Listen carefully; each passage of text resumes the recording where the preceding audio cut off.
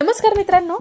तर लक्ष्मी निवास या मालिकेच्या आजच्या भागात आपल्याला असं बघायला मिळतंय की लक्ष्मी मंदिरात आलेली असते. तिला टेन्शन असतं की आता लग्न कसं करायचं, पैसे कुठून उभे करायचे.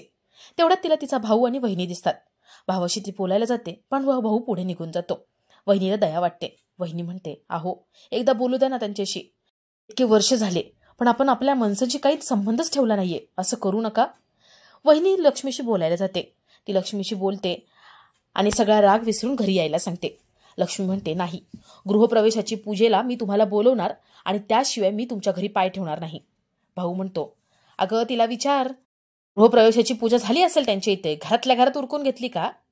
लक्ष्मी म्हणते, बघितलंस ना वहिनी, त्याचा स्वभाव आहे आणि म्हणूनच मला आमच्या जीवावरती काहीतरी करून दाखवायचंय. आम्ही आमचं घर बांधणार आणि त्याच्यानंतर यांना सांगणार. वहिनी म्हणते, अहो पण ह्या गेल्याच्या नंतर काय काय घडले घरामध्ये ते सगळं सांगायला हवं ना. ते सगळं सांगणार असते. लक्ष्मी निवास हे दोघंही लग्न करून गेले आणि त्यानंतर लक्ष्मीच्या वडिलांना हार्ट अटॅक आला. ही सगळी गोष्ट सांगणार असते पण भाऊ तिला अडवतो. तो म्हणतो, हिला सांगायची काहीच गरज नाहीये. असल्या अनोळखी लोकांशी काही संबंध नकोय, चर्चा नकोय. लक्ष्मीला वाईट वाटतं. ती तिथून निघून जाते. वहिनी म्हणते, अहो आपण सगळं सांगायला हवं होतं.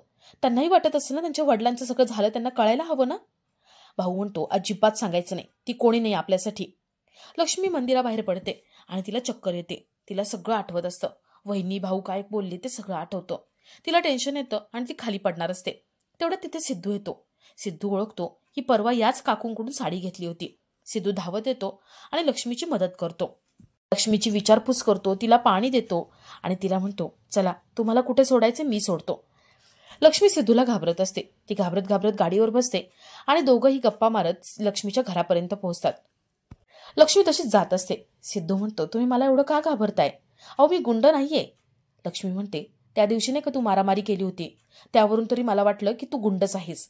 अरे बाळा, ज्या गोष्टी बोलून सॉल्व्ह होऊ शकतात तिकडे मारामारी का करायची, हात का चालवायचे? जरा नीट राहत जा. सिद्धू म्हणतो, हो काकू, नीट राहत जाईल. सिद्धूला नारळ पाणी दिसतं. तो लक्ष्मीला म्हणतो, इकडे या, तुम्ही नारळ पाणी घ्या, म्हणजे तुम्हाला जरा फ्रेश वाटेल.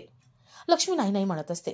सिद्धू म्हणतो, अहो काकू, तुमच्या चेहऱ्यावर टेन्शन दिसतंय आणि तुम्ही खूप आजारी आहात असं वाटतंय, तुम्ही नारळ पाणी घ्या.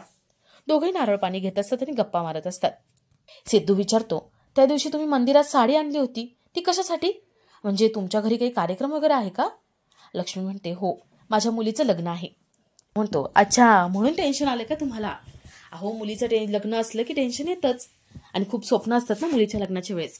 अहो आम्हाला पण मोठी बहीण एक, पण तिने स्वतःच्या मर्जीने पळून जाऊन लग्न केलं. आईबाबांची खूप इच्छा होती तिचं लग्न धूमधडाक्यात लावायचं, दागिने साड्या खूप करायचं, पण तिने सगळ्यांच्या स्वप्नावरती पाणी फिरवलं आणि तेव्हापासून आई बाबा तिच्या घरी जात सुद्धा नाही. तिला कधी वाटलं तर ती येऊन भेटते, पण आम्ही जास्त संबंध ठेवले नाही. लक्ष्मी म्हणते, बाळा असं नका करू. अरे देवाने ह्या गाठी बांधलेल्या असतात. ज्याचं लग्न जिथे ठरलंय तिथेच होत असतं. देवाने सगळं योजलेलं असतं, म्हणून राग वगैरे सगळं सोडून द्या. त्यांच्या थोड्या गप्पा वगैरे होतात आणि लक्ष्मी सिद्धूला थँक्यू म्हणते तिथून घरी जाते. लक्ष्मी घरी येते आणि दारात बसलेली असते. घरी आल्यावर तिला पुन्हा टेन्शन येतं. आता एवढे मोठे पैसे कुठून उभे करायचे या विचारात असते. तेवढ्यात तिथे निवास येतो. निवास म्हणतो, लक्ष्मी टेन्शन घेऊ नको, सगळं चांगलं होईल. लक्ष्मी विचार करते आणि तिला सिद्धूचं बोलणं आठवतं. बहिणीसाठी दागिने करायचे होते, दागिने स्त्रीधन असतं हे सगळं आठवतं. लक्ष्मी एकदम उत्साहात आतमध्ये धावत जाते. ती म्हणते, चला चला कामाला लागायला हवं. ती वीणाला भावनाला पटापट सगळ्यांना कामं सांगत असते. निवास विचारतो, अगं आता आपण लग्न करायचं ठरवतोय, पण त्यासाठी पैसा तो कुठून उभा करायचाय? भावनाच्याही डोळ्यात पाणी आलेलं असतं. ती म्हणते, आई अगं खूप पैसे लागणार आहेत. आपण वाटतं पुढे लग्न ढकलूया आणि माझ्याकडे काही सेव्हिंग्स पण आहेत, ते पण तुम्ही घेत नाहीये, ते घ्या ना. लक्ष्मी म्हणते, नाही बाळा, याची काहीच गरज नाहीये. आम्ही आहोत ना, या सगळ्याचा विचार तू करू नको. आता फक्त लग्न झालं पाहिजे, तू सुखात राहिले पाहिजे. लक्ष्मी रूममध्ये येते. ती निवासला सगळी कामं सांगत असते. निवास म्हणतो, लक्ष्मी अगं हे सगळं काय चालू आहे? पैसे कुठून आणायचे? लक्ष्मी आपले दागिने काढते आणि ती निवासच्या हातात देते. ती म्हणते, हे बघा, हे सगळे दागिने आहेत. हे तुम्ही आत्ताच्या आत्ता जा ज्वेलरकडे आणि त्यांना द्या हे दागिने. याच्यातून जे पैसे येतील ना त्यातून आपण सगळं करू. निवास म्हणतो, लक्ष्मी अगं मी तुला दागिने करत नाहीये, पण तुझे आहेत ते पण देऊन टाकायचे. लक्ष्मी म्हणते, अहो हो, हे स्त्रीधन आहे आणि माझी पूर्ण खात्री आहे पुढच्या वर्षी तुम्ही मला पुन्हा नवीन दागिने कराल, पण आता हे आपल्याला गरज आहे तर करायला हवं ना. जा पटकन दागिने देऊन या. निवास म्हणतो, अगं पण हे गहाण ठेवल्यावरती एवढे पैसे पण येणार नाही. लक्ष्मी म्हणते, गहाण ठेवायचेच नाहीये. हे बघा, गहाण ठेवले तर हप्ते पण द्यावे लागतील आणि ते कोण करणार आहे? त्यापेक्षा एक काम करा, तुम्ही हे दागिने विकून टाका. अहो, आपल्या भावनाचं लग्न होणं जास्त गरजेचं आहे. लक्ष्मीने दागिने तर दिलेले असतात, पण निवासला हे काही पटत नाही. भावनाच्या लग्नासाठी आपण काहीच करू शकत नाहीये. एक बाप, एक नवरा म्हणून आपण कमी पडतोय असं त्याला वाटत असतं. लक्ष्मी त्याला समजावते आणि असं काही नाहीये, आपली जबाबदारी आहे, आपण ही पार पाडली पाहिजे. आता हे दागिने ते विकून टाका, प्रॉब्लेम सॉल्व्ह होऊन जाईल. लक्ष्मी त्यांना लगेच अजून कामं सांगते. निवास ते दागिने घेतो आणि घराबाहेर पडतो. तो बाहेर येतो आणि मित्राला भेटतो. तो मित्राला म्हणतो, अरे, ते दागिने विकले ना तरी एवढे पैसे येणार नाहीत. आम्हाला अजून पैसे हवेत. मी कर्ज काढतो, जास्त व्याजाने पैसे घेतो. म्हणजे कसं आहे ना, मार्केटमधून पैसे उचलले की तेवढीच गरज भागेल. मित्र त्याला थांबवत असतो, पण श्रीनिवास काही ऐकत नाही. तो एका माणसाकडे येतो आणि त्याला म्हणतो, मला पैशांची गरज आहे, 8 लाख रुपये द्या मला. तो माणूस निवासला सगळं सांगतो. पैसे रिटर्न करायला वेळ झाला किंवा पैसे नाही दिले तर लोक घरी येतात. ते लोक सगळं सामान बाहेर फेकून देतात, मारून टाकायलाही कमी करत नाही. हे सगळं तो माणूस सांगतो आणि कर्ज किती असणारे, व्याज किती असणारे हेही सांगतो. निवास हे सगळं ऍक्सेप्ट करतो आणि त्यांना म्हणतो, मला द्या पैसे, मला सगळं मान्य आहे, मी तुमचे पैसे लवकरात लवकर फेडेल. मित्र त्याला थांबवण्याचा खूप प्रयत्न करतो, पण श्रीनिवास स्वतःची जमीन गहाण ठेवतो, पेपर्स देतो आणि एका अग्रीमेंटवर पेपरवरती सह्या करतो. तो कॅश 8 लाख रुपये घेतो आणि तिथून निघतो. तर इकडे जान्हवी कॉलेजमध्ये आलेली असते. तिची गाण्याची कॉम्पिटिशन असते. ती सगळ्या मित्रमैत्रिणींसमोर गाणं गाऊन दाखवत असते, पण तिला रडायला येतं आणि ती एकदम बाजूला होऊन जाते. विश्वा विचारतो, अगं काय झालं जान्हवी, हे असं गाणार आहेस का तू? कॉम्पिटिशन आहे, जज समोर असं गाऊन चालणार नाही. जान्हवी म्हणते, नाही, मला टेन्शन आले, मी पैशासाठी हे सगळं करते. पैसे मिळतील ना या सगळ्यातून, मी कॉम्पिटिशन जिंकेल ना. विश्वा म्हणतो, असं काही विचार करू नकोस तू फक्त आता फोकस त्या गाण्यावर करायला हवा. जान्हवी म्हणते, पण ताईचं लग्न 2 दिवसावर आले आणि आमच्याकडे पैसे नाही, काय करायचंय? आईबाबांच्या चेहऱ्यावर टेन्शन दिसतंय.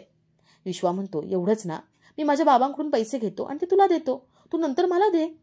जान्हवी म्हणते, नाही, मला तसं काही नकोय, मला माझ्या हिमतीवर पैसे कमवायचे. जान्हवी पुन्हा गाण्याची प्रॅक्टिस करते. तर इकडे सिद्धूच्या घरी सगळी माणसं जमलेली असतात. निवडणुका तोंडावर आल्यात म्हणून काय करता येईल या विचारात ते असतात. सिद्धू एक एक आयडिया देत असतो आणि सिद्धूची वहिनी निलांबरी त्याच्यावरती चिडचिड करत असते. ती रागाने त्याच्याकडे बघत असते. तर इकडे संध्याकाळी सगळे घरी आलेले असतात आणि साडीवालाही आलेला असतो. सगळेजण आपापल्या आवडीची साडी निवडत असतात.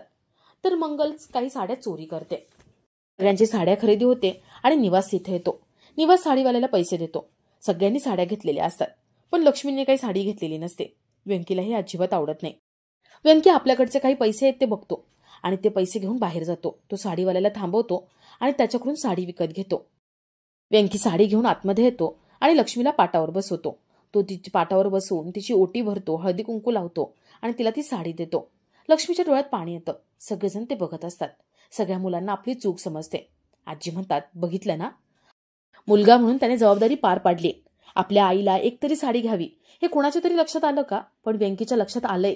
बघा, ह्याला म्हणतात मुलं. सगळे मुलं मान खाली घालून बसलेले असतात.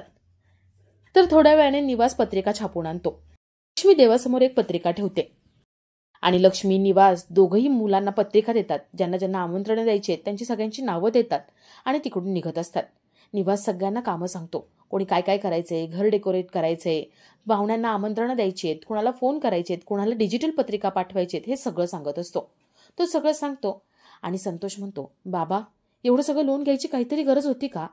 अहो, मुलाकडच्यांना सांगायचं होतं ना, त्यांनी सगळा खर्च केला असता. निवास म्हणतो, हे बघ, बाप म्हणून मला कुठेही कमी पडायचं नाहीये. हे मी माझ्या जबाबदारीवरती लोन घेतलंय आणि एक लक्षात ठेव, मी हे कर्ज फेडणार आहे, तुझ्या खांद्यावर टाकणार नाहीये. आणि तू घरामध्ये जे देतोस ना 10,000, बाद झाले, यावर तुला एकही रुपया खर्च करायची गरज पडणार नाही. संतोष आपले हात सोडवून घेतो आणि तो मोकळा होऊन जातो. निवास, लक्ष्मी हे दोघंही बाहेर पडतात आणि इकडे हरी आणि संतोष दोघंही सिगरेट ओढत आपली कामं करतात. लक्ष्मी, निवास सगळीकडे पत्रिका वाटतात आणि ते ठरवतात की सिंचनाच्या घरी सुद्धा यायचं आणि तिथे सुद्धा पत्रिका द्यायची. ते घाबरत असतात. आजपर्यंत सिंचनाच्या माहेरी आपण कधी गेलो नाही, त्यात तिकडच्या लोकांना भेटलो नाही. आता कशी रिॲक्शन असेल याची त्यांना भीती वाटत असते. ते त्यांच्या घरी येतात. सिद्धूच्या घरी एक कार्यकर्ता बाहेरच थांबलेला असतो. तो धावत आतमध्ये येतो आणि सिंचनाचे सासू सासरे आलेत, तुमची भाई आलेत हे सांगतो. गाडी पाटील म्हणतात, मला त्यांचं तोंड सुद्धा बघायचं नाही, हाकलून लावा त्या भिकारड्यांना. सिद्धूची आई म्हणते, अहो असं करू नका, काहीतरी महत्वाचं काम असेल म्हणून आले असतील ना. इतके वर्ष झालेत, आलेत का ते इथे? ते आपल्या घराची पायरी सुद्धा चढले नाहीयेत, म्हणून प्लीज येऊ द्या. ते दोघं जण आतमध्ये येत असतात. सिद्धू मनात विचार करतो आणि बाबांना म्हणतो, बाबा, ते लोक इथे आलेले मला पटणार नाही. तळपायाची आग मस्तकात जाईल. मी बाहेर निघून जातो. सिद्धू बाहेर निघून जातो. तो लक्ष्मीला बघत सुद्धा नाही. लक्ष्मी निवास दोघंही आतमध्ये येतात. गाडी पाटील त्यांना बघतो आणि खूप भडकतो. आणि आपला आजचा हा भाग इथेच संपतो.